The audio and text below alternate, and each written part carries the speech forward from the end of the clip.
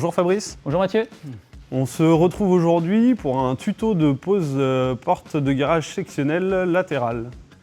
Donc effectivement, nous allons expliquer aujourd'hui toute la pose de la porte de garage, que ce soit le linteau ou en refoulement. Pour information, vous pouvez retrouver également toutes les notices de pose qui se trouvent dans les colis d'accessoires. Ces notices de pose sont également retrouvables en ligne sur notre espace pro. Donc la première étape de notre montage de porte de garage aujourd'hui, ça va être l'assemblage du montant et de la traverse par l'intermédiaire de 2 vis sur chaque montant sur lequel on va commencer à assembler. Donc on est dans des alvéovis pour bien sertir l'ensemble.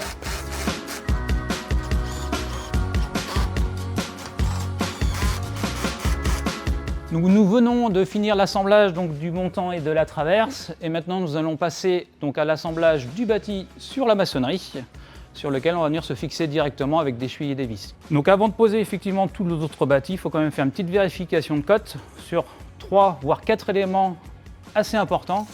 Ce qu'on appelle ici la retombée de linteau, les coinçons à gauche et les coinçons à droite, ce qui va nous déterminer notre type de bras.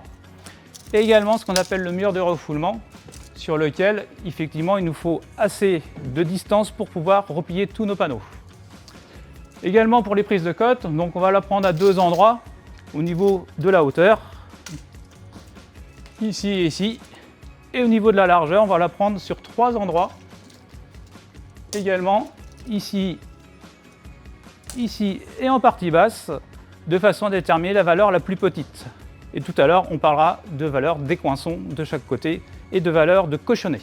Pour la deuxième étape, nous allons présenter le bâti sur la maçonnerie, le sécuriser avec des serre-joints et commencer à regarder le réglage du cochonnet. On y va ? On est parti.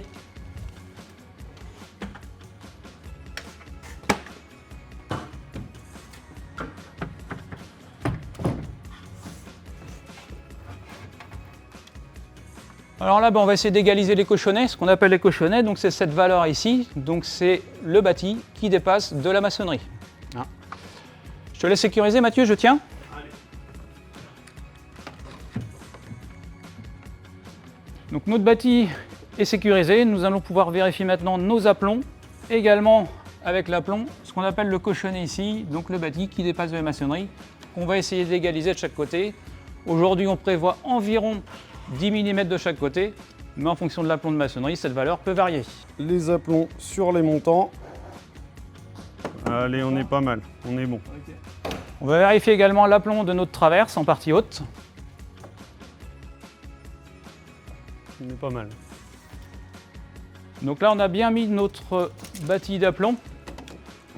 On ne s'est pas forcément occupé de notre maçonnerie, qui a priori n'est pas forcément de niveau. Mais effectivement, c'est rattrapé aujourd'hui, ce qu'on appelle du cochonnet qu'on parlait tout à l'heure, qui aujourd'hui entre 7 et 8 mm. Si on regarde ici, j'ai environ 10 ici. J'ai 8-9 mm ici, donc c'est pas très grave. Et on voit qu'en partie basse, je tombe quasiment à 0. L'important, c'est vraiment d'avoir notre montant d'aplomb. Et bien, troisième étape, la fixation du bâti sur la maçonnerie. Ici, on est sur une ossature bois pour la vidéo. Bien sûr, il faudra s'adapter à votre maçonnerie, donc utiliser un foret, une mèche béton avec cheville et la vis en conséquence. Okay, donc on va procéder au vissage du bâti sur notre maçonnerie par les points qui sont déjà usinés dans le bâti.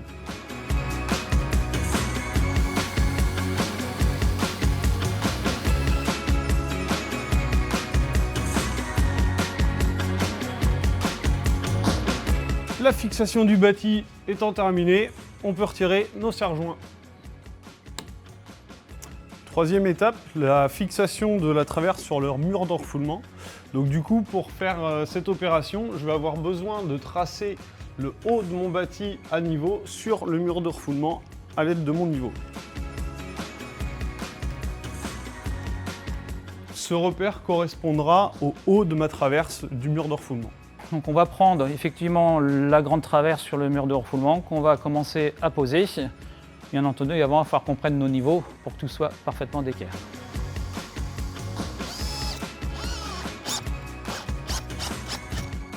le premier point étant fixé, on va pouvoir se mettre correctement de niveau. On va fixer définitivement le reste des vis qui sont pré-percés en usine. Donc ici, on en a à peu près 7, et selon la longueur, bien entendu, vous pouvez en avoir jusqu'à une dizaine. On va vous présenter maintenant la quatrième étape, donc la fixation du cintre, qui va venir donc en partie sur la façade et sur le mur du retour. Chose très importante qu'on a oublié de vous parler tout à l'heure, l'équerrage entre cet angle-là et le mur de refoulement. Aujourd'hui, on a la possibilité d'avoir un angle ouvert, mais en angle fermé, vous imaginez bien que votre cintre, il sera plus bon. Donc vérifiez bien à ce que votre angle soit au moins à 90, il peut être un petit peu plus grand, il n'y a aucun souci. Alors, pour l'assemblage du cintre, il faudra bien sûr dévisser légèrement vos écrous d'éclameaux, voilà, afin de les positionner correctement sur les entailles dédiées à leur accueil, de les enclencher comme il se doit jusqu'à temps d'arriver au même niveau sur ces deux rails. Et sur le même principe, vous avez des écrous ici qui sont totalement réglables, vous avez des lumières en hauteur et c'est réglable aussi en largeur. Donc c'est la chose que j'ai fait, je les ai dévissés préalablement, comme ça je peux bouger ma traverse dans ce sens-là. Là ici, je vais venir la plaquer ici. C'est bon pour toi Mathieu là-bas? C'est bon pour moi. Je vais venir resserrer au niveau de mes écrous pour bloquer le cintre à son emplacement. Et moi je vais faire de même.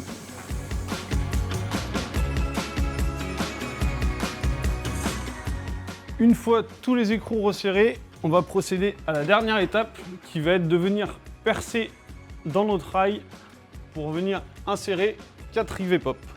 Donc une petite mèche de 5, on a des rivets de 4, 8, 10 et demi. On perce à 5 pour avoir le moins de jeu possible.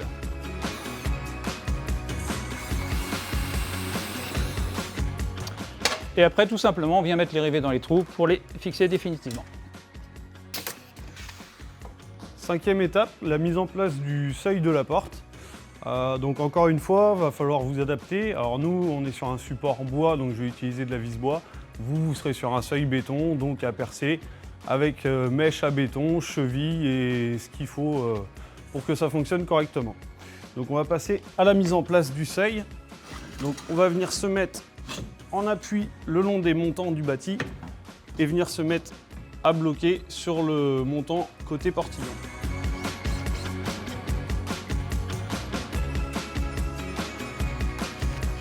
Donc nous allons passer maintenant à l'étape du bras articulé, donc qui se trouve de cette façon-là. Pourquoi est-ce que nous avons un bras articulé aujourd'hui? C'est tout simplement parce que notre écoinçon est inférieur à 550. Donc on a vraiment une conception un petit peu particulière. Du coup, à chaque fois qu'on aura un écoinçon inférieur à 550, nous aurons ce type de bras. Au niveau du positionnement, on va se retrouver de cette manière-là, c'est-à-dire qu'on a 2 rainures ici, et ces 2 rainures ici vont se retrouver contre le mur de refoulement là-bas pour coulisser dans ce sens-là. Au niveau maintenant du fixation des bras, il va falloir qu'on démonte donc ce système de pommelle. Donc pour ça, nous avons les petites vis qui se trouvent ici et une autre ici. Voilà. Donc on les laisse dedans parce que vous allez voir qu'ensuite quand on le remonte, on n'a pas la possibilité de les remettre. Donc on va les laisser juste dedans de façon à ce qu'on puisse les remettre tout à l'heure. Et ici, il va falloir qu'on enlève dans ce qu'on appelle le cache-pommelle. Donc je le remets. La même chose de l'autre côté. Hop.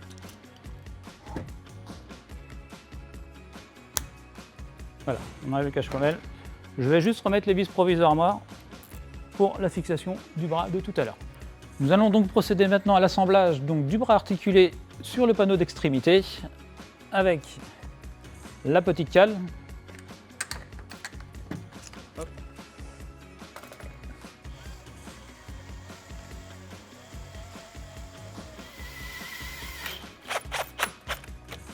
N'hésitez pas à bien fixer.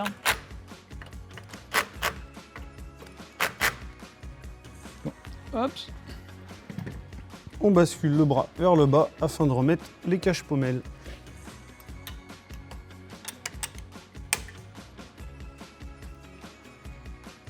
Hop, et voilà, le bras articulé est fixé. Suite du montage, on va commencer à préparer, à assembler les panneaux sur le bâti. Donc on va commencer par le ventail côté refoulement avec le bras articulé. Donc on fera bien attention, on a un petit arrondi ici, le petit arrondi vient se positionner à l'intérieur du rail de cette façon-là. La grosse encoche du haut, forcément vers le haut. Au niveau des tiges, on a cette sorte de tige avec des rondelles donc en PVC et en acier. Donc dans l'ordre, on vient mettre la PVC, l'acier et ensuite l'écrou. On va procéder au montage. J'ai oublié de vous dire une petite chose, donc sur le bras articulé, au niveau du galet qui va se trouver ici, donc j'ai un petit ressort ici qui va compenser justement l'affaissement ou pas de la porte en fonction effectivement du niveau du sol. C'est parti? Voilà, on le laisse provisoirement, on viendra le fixer tout à l'heure. Donc aussi au niveau du bras articulé ici, donc on a bien les platines qu'on a vues tout à l'heure. Il faudra les ajuster de façon à pouvoir déplacer la tige pour que le galet puisse fonctionner correctement. Donc on va continuer l'assemblage des panneaux. Donc pour ça on a disposé nos panneaux dans l'ordre dans lequel on le souhaite. Donc là on a la chance d'avoir une porte avec un portillon qui va aller sur notre gauche et après avec deux panneaux intermédiaires. On ne peut pas se tromper, vous voyez qu'ici on a ce qu'on appelle le groom qui va permettre à la porte de se fermer correctement. Donc au niveau des panneaux, pas d'inquiétude, on ne peut pas se tromper. Je vais prendre donc un des panneaux intermédiaires sur lequel on va venir fixer nos charnières. Pour la fixation des charnières, je vais me munir de 6 vis auto-perforantes, de ma visseuse avec un embout Torx, afin de venir fixer ma charnière sur mon premier panneau.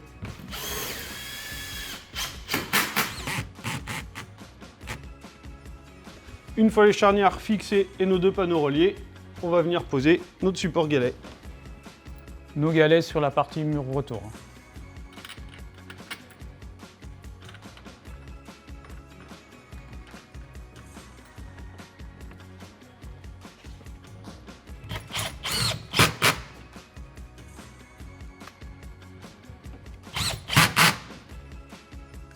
Après on vient assembler notre portillon. Hop. Donc tu dois avoir, Mathieu, des axes composites cette fois-ci.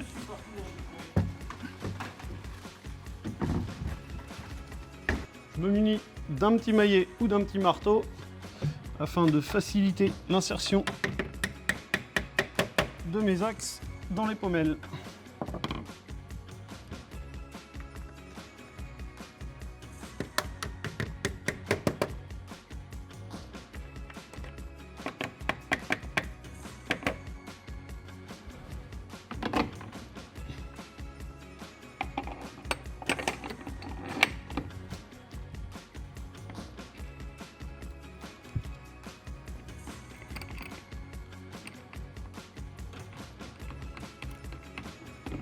Eh bien, les panneaux sont posés, les galets aussi. Maintenant, on va procéder au réglage des panneaux sur la hauteur, donc en conservant un jeu de 5 à 7 mm entre le haut de nos panneaux et le rail des galets. Pour ça, moi, je me munis de deux petites cales, ce qui va me faire un jeu de 7 mm. Là, je mets mes cales en place, ma clé Allen, et je viens effectuer mon serrage juste pour avoir le jeu minimum de mes 7 mm. J'effectue ce réglage sur chacun de mes patins.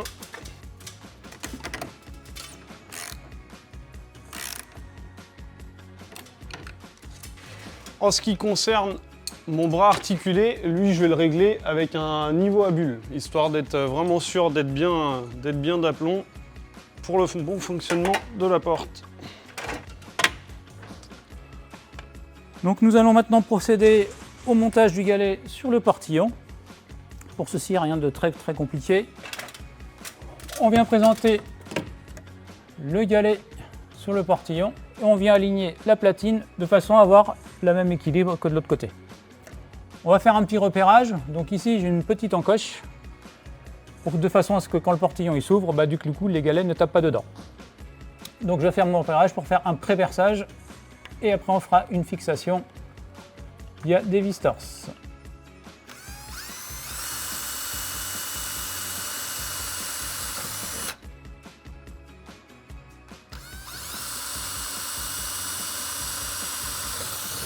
Donc on va fixer notre galet à l'aide de vis torse.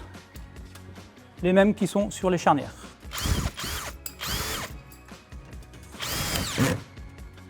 Et la petite dernière.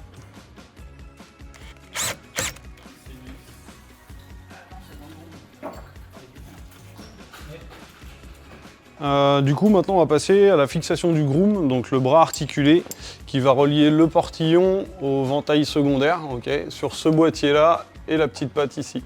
Donc à l'aide d'un écrou et 2 vis autoperforantes fournies dans le kit accessoire.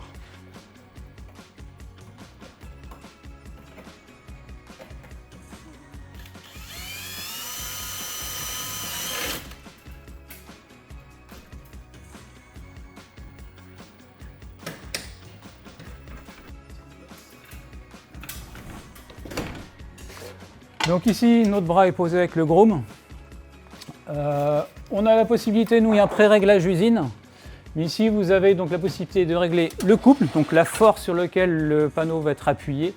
Également la vitesse de fermeture, donc si on veut qu'il aille très vite ou pas très vite. Nous, on vous conseille que ce soit une vitesse assez lente. Comme ça ne paramètre pas les paramètres du moteur, les modifications paramètres moteur. Là, il est temps de faire un petit test pour voir si la porte fonctionne bien.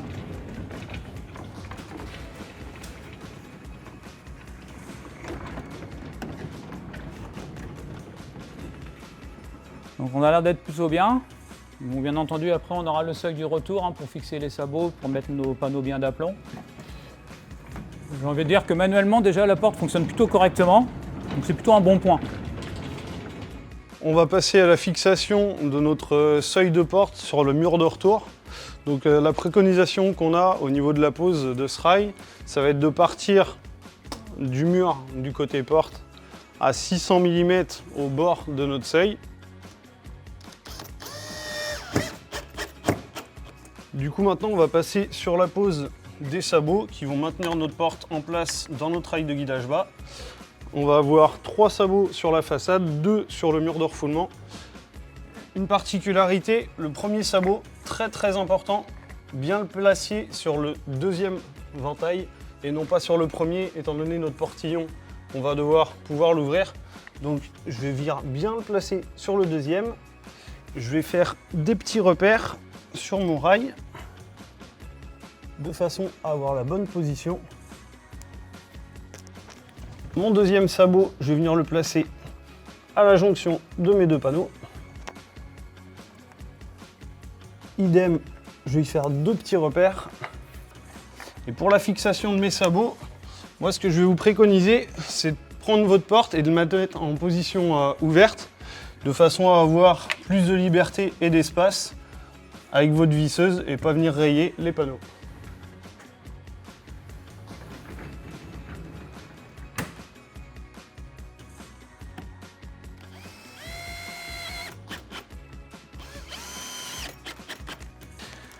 Et je peux également procéder maintenant au réglage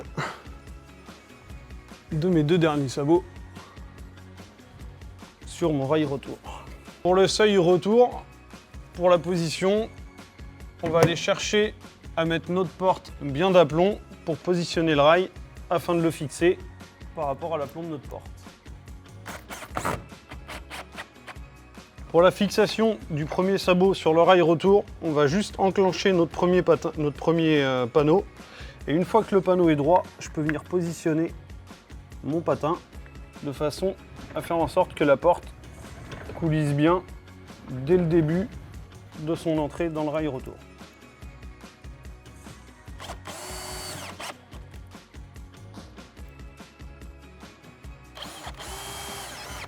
Pour le deuxième et dernier patin, j'accompagne la porte au plus loin dans mon rail. Je viens positionner mon dernier patin et je peux effectuer sa fixation.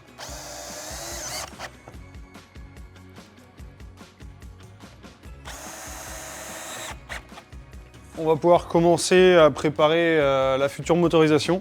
Donc on va positionner la chape d'ancrage sur le premier panneau côté refoulement et on va garder une cote qui va être à 1/3 de la hauteur totale du panneau. Donc nous allons continuer la pose de la porte avec la motorisation. Cette fois-ci c'est une motorisation Summer, donc avec un assemblage de rails et de chaînes, Donc le courant passe par la chaîne, c'est ce qui entraîne le moteur. Très important au niveau de la sortie du câble, vous avez cette petite pièce là qui alimente le moteur. Du coup, il faut déterminer si on fait une sortie à l'avant ou une sortie à l'arrière. Dans notre cas à nous, on va forcément se mettre à l'arrière parce que nous avons une prise de courant qui est cachée derrière ce panneau-là. Et du coup, ça va être notre pilotage du moteur que nous, on va fixer ici. Donc nous allons commencer à l'assemblage des moteurs sur lequel on retrouve ce qu'on appelle les rallonges et les raccords de rallonge. Donc l'assemblage est très simple. On enquille le raccord de rallonge. Ne vous inquiétez pas, vous avez bien une petite butée qui se trouve dessous. Il faut vraiment les enquiller à fond.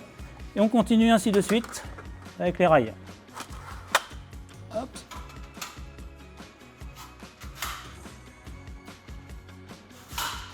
Donc là, on vérifie par rapport à notre longueur initiale. Donc là, vous voyez, j'ai une porte de 2,40 m avec un moteur standard, donc avec 3 rallonges. Pour que la porte s'ouvre totalement, on va être obligé de mettre une troisième rallonge qui est fournie dans un carton à part. On va positionner la troisième rallonge. Hop. Donc toujours le raccord. Hop.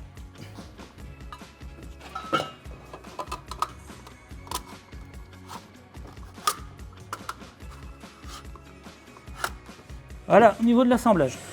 Maintenant, on va commencer à positionner notre chaîne. Donc la chaîne, elle vient s'enquiller dans ce genre d'élément-là. Vous voyez qu'ici, on a une sorte de tension avec un ressort. Donc on va commencer à assembler la chaîne avec cette pièce-ci. Avoir la longueur de la chaîne, il faut que je vais déverrouiller mon moteur. Vous voyez ici, de façon à pouvoir la pousser, la chaîne. Vas-y, vas-y. Je vais tirer jusqu'au bout.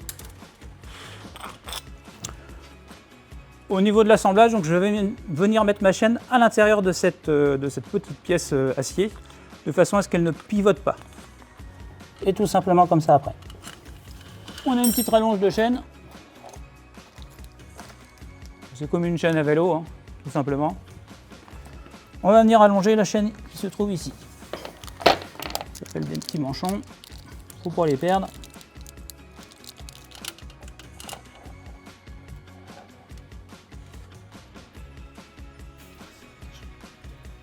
Donc la deuxième pièce hein, qui vient faire notre guidage et l'alimentation de notre moteur.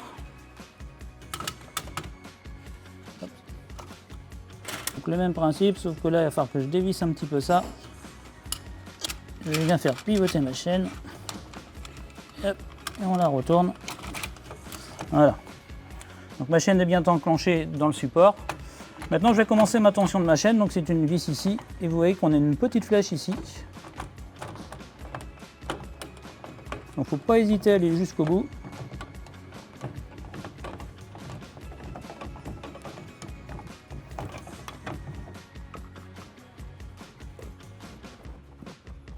Donc n'hésitez pas à attendre. Il ne faut surtout pas que la chaîne touche le rail en acier qui est ici. Voilà, donc au niveau de mes réglages, c'est pareil. J'ai bien mon écrou et mon boulon qui vient au niveau de ma flèche. Du coup, je vais pouvoir assembler ce qu'on appelle l'ancrage du moteur, tout simplement avec deux petites équerres et un boulon traversant.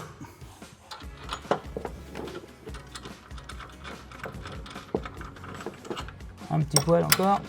Vous voyez, il faut que ça reste quand même un petit peu libre. Donc là, on va procéder à la fixation définitive du moteur. Donc pour ça, effectivement, nous avons déjà mis notre chape d'ancrage. Donc on va positionner cette fixation-là au niveau de l'axe d'ancrage. Et après, on a ce qu'on appelle les supports moteurs ici, supports rails, pardon. Et vous voyez qu'ils peuvent se détacher, donc ce qui permet de les mettre en place directement sur le rail. Donc là, je vais vous expliquer comment le support rail, il va sur le rail. Donc, comme on vient de le voir, il se détache en deux parties. Et après, il suffit de le mettre ici. Hop, on l'enclenche, l'autre par-dessous. Et on fait bien le clips. Et là, on va fixer directement le rail sur le mur du refoulement. Parti ? Hop.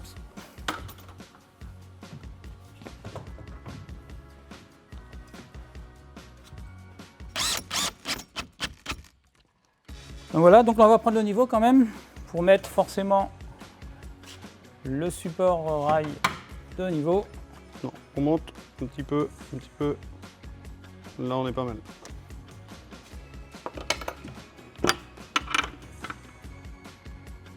Doucement.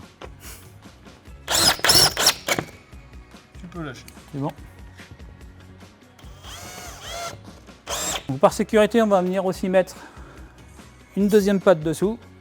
Donc on continue la fixation de nos support rails. N'oubliez pas de recouper le support ici de façon à ce qu'il ne dépasse pas. Et après, on vient fixer définitivement ce support. Voilà. Et après, on vient fixer les pattes de fixation. Notre rail étant fixé au mur, maintenant nous allons pouvoir mettre le bras moteur, donc pour relier notre panneau au moteur qui lui coulisse sur le rail. Donc pour ça nous avons deux axes, un grand et un petit. Donc le grand va forcément du côté du moteur, autrement vous n'aurez pas assez long, et les petites goupilles.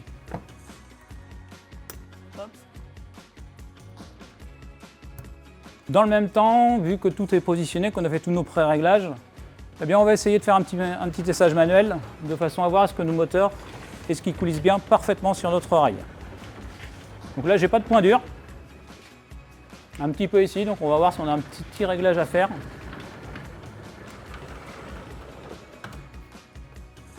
Un essai en ouverture, un essai en fermeture. Donc pour rappel, le moteur est juste en accompagnement, hein. Donc là j'ai pas de point dur du tout. Donc effectivement là on est bien au niveau de notre réglage. N'oubliez pas, au niveau du montage du moteur, vous avez des petits aimants avec une partie PVC qui vient se clipser sur la chaîne. Je te laisse finir, Mathieu. Ouais.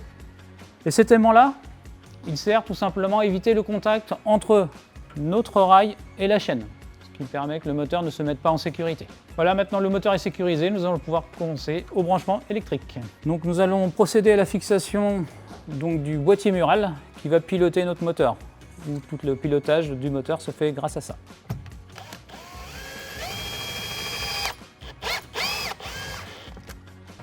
Voilà, le boîtier mural est fixé. Maintenant, nous allons raccorder donc, notre rail au boîtier mural. Donc, on n'a que deux fils, rouge et vert. Et à l'intérieur du boîtier, donc j'ai deux branchements RT et GN. Donc le rouge sur le RT et le vert sur le GN.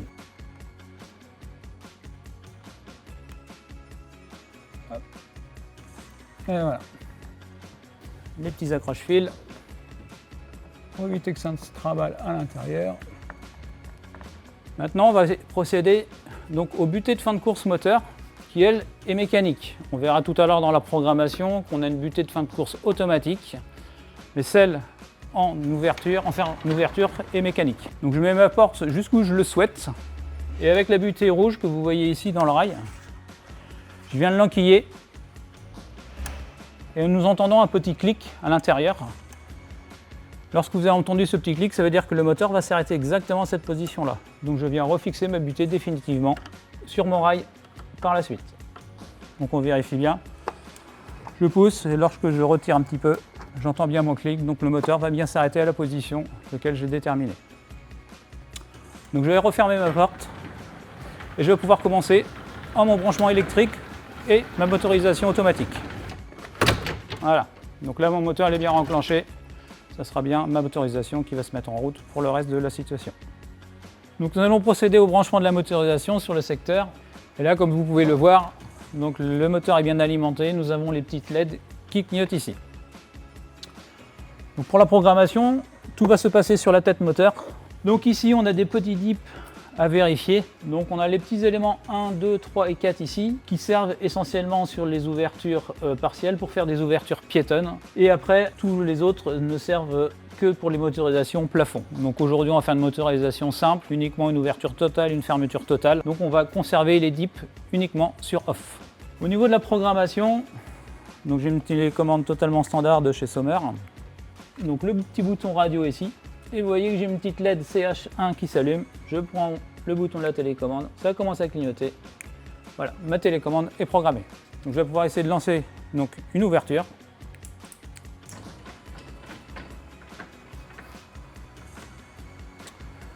Donc les LED clignotent, ça veut dire qu'il est en programmation. Donc il va attendre mes ordres au fur et à mesure de l'avancement de la porte.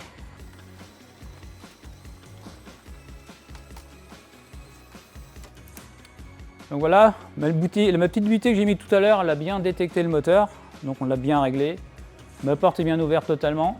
Ça clignote encore, donc ça veut dire qu'on attend un nouvel ordre de fermeture. Donc je vais relancer une fermeture.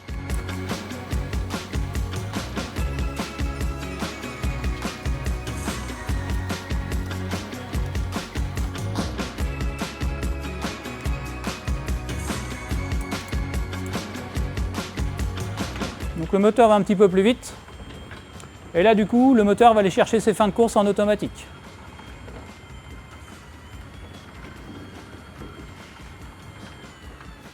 Il ralentit bien en fin de course.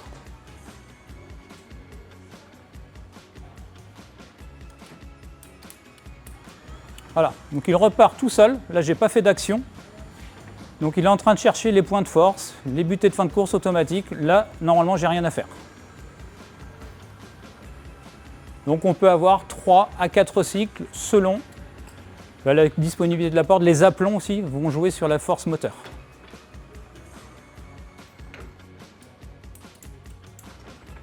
Vous voyez, il repart tout seul.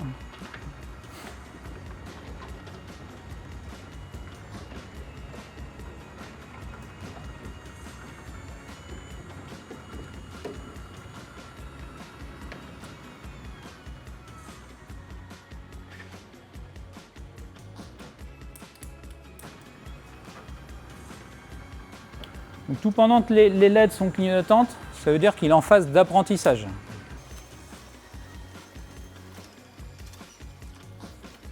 Ne vous inquiétez surtout pas s'il refait 5 ou 6 tours, c'est normal. Vous voyez là par exemple, il va s'arrêter à la mi-porte, il va calculer ses forces à la mi-course pour savoir s'il est encore capable de régénérer ou pas.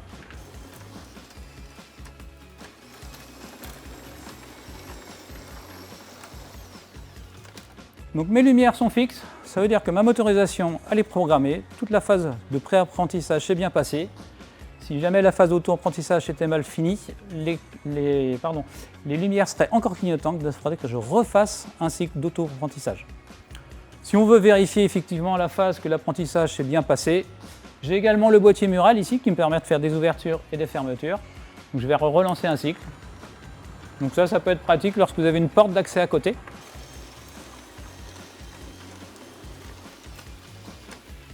Donc voilà, mon test s'est relativement bien déroulé. Mes LED sont toujours fixes, donc maintenant je peux procéder à la mise en place du capot pour la fermeture définitive.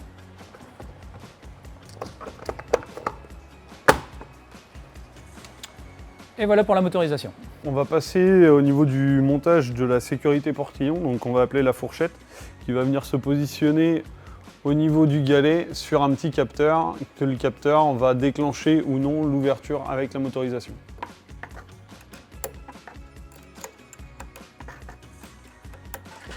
Pour le réglage de la fourchette, je vais venir ouvrir mon portillon, le refermer en passant l'axe du galet dans la fourchette. Je vais regarder que ma fourchette soit bien positionnée au niveau de mon aimant. Si elle est bien positionnée au niveau de mon aimant, je vais venir la bloquer. Ma fourchette est désolidarisée de l'aimant et enclenchée. Donc maintenant, si on veut expliquer le fonctionnement un petit peu de cet élément-là, tout simplement, c'est une sécurité. Donc lorsque le portillon s'ouvre, ça va nous couper notre alimentation. Pour ça, à l'intérieur, vous avez déjà un pré-câblage.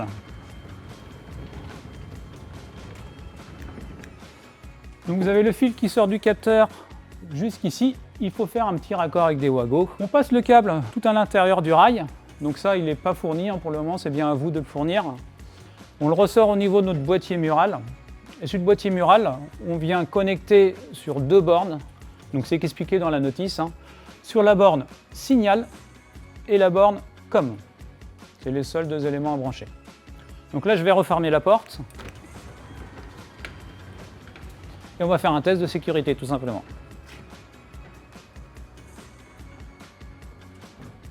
Donc voilà, ma porte est fermée. La fourchette était bien positionnée par mon collègue Mathieu. Du coup, si j'ouvre la porte, donc voilà, ma fourchette elle est là. Vous voyez qu'ici, je n'ai plus de fonctionnement. Si je veux qu'elle refonctionne, il faut bien effectivement que je referme mon portillon. Et là, du coup, ma porte elle repart.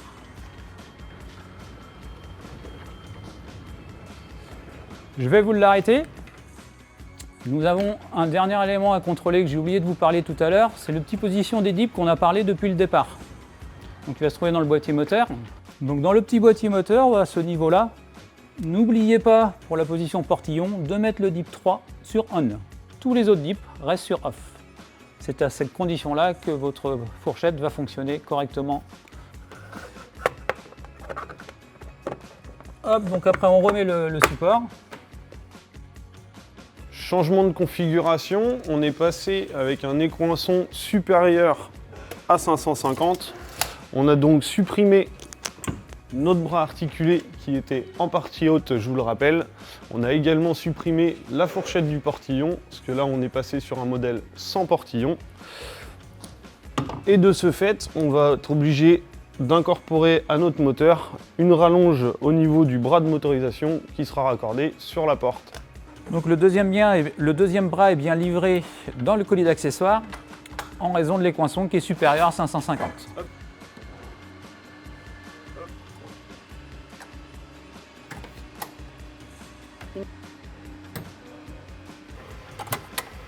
Hop.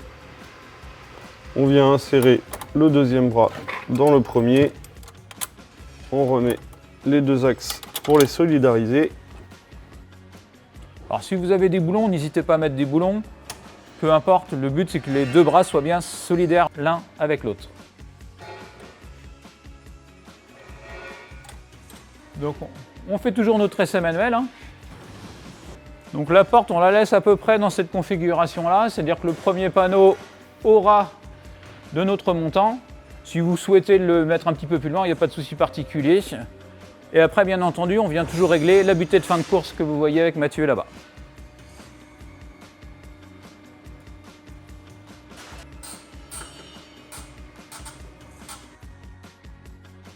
Donc on va vous réexpliquer une motorisation au linteau dans le cas très précis où votre écoinçon est supérieur à 650. Lorsque vous avez un écoinçon supérieur à 650, la motorisation se trouvera au linteau.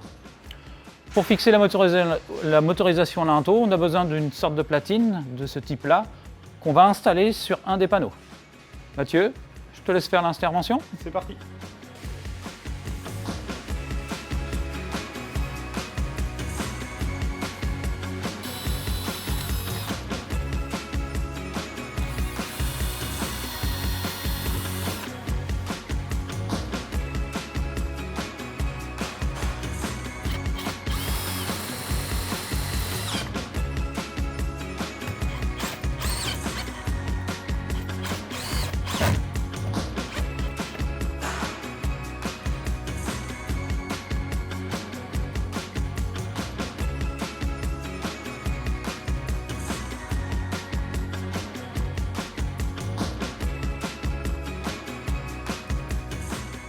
Nous avons donc installé notre rail moteur au linteau. Petite précision, deux cotes à respecter. Le dessus de rail moteur à 150 mm du retombé de linteau.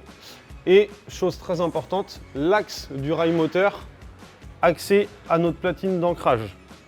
Très important pour la liaison entre le moteur et la platine. On va pouvoir procéder à l'installation du raccord moteur et panneau, donc avec une petite goupille et son clips du côté moteur. Et au niveau du raccord platine, on va avoir ces deux petites pièces là qu'on va venir installer sur notre platine.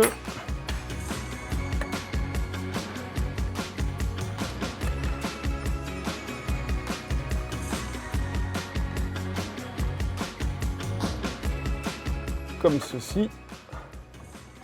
Alors, n'hésitez pas à faire bouger votre moteur pour tomber comme il faut dans l'axe.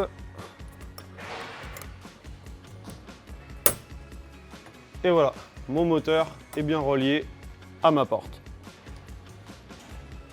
Vous avez également la possibilité de fixer à différents points sur la platine pour modifier vos réglages au niveau de votre moteur.